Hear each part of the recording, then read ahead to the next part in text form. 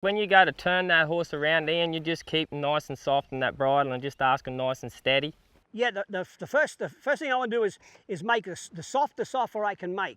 So that to say when I stop, and if I want to turn one round to the right, get her stopped, and I'm just going to take her nose and say, this is the direction I want you to go. So that's first order of business. Take a nose, get a point in the direction I want her to go. Then I'm going to keep my body a little to the outside, and I'm going to turn my shoulders and torso and focus on where I want to go. Then I'm going to use my outside leg and my outside rein just to push her through here and get her to where she pushes on through that turn, staying with my body a little to the outside, and just help her through there. This is the reason we begin to flex them in the first place, is to be able to very softly give them direction. And I see a lot of people who have watched us over the years flexing our horses, and they go to flexing their horses standing still, but when they get in motion, they seem to lose the understanding of what we're trying to do. And the understanding really is just to be able to softly direct them where we want them to go.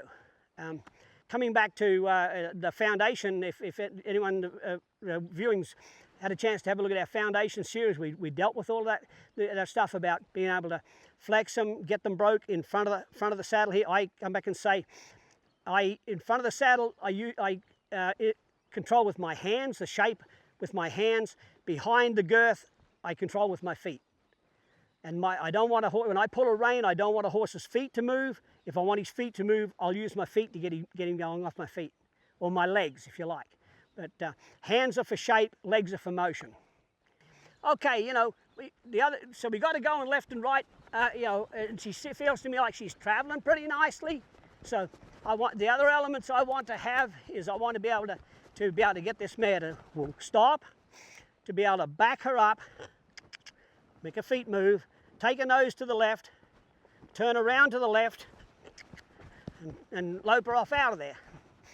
Because when we come to work a cow in the camp, in the cutout yard later on, we're going to need to be able to get stopped and get turned around.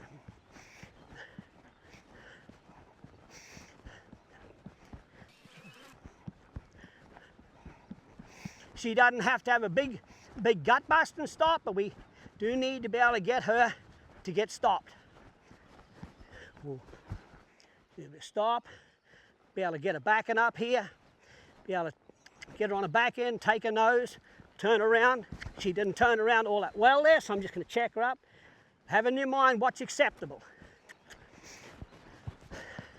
If you feel like something is not acceptable, go back and do it again.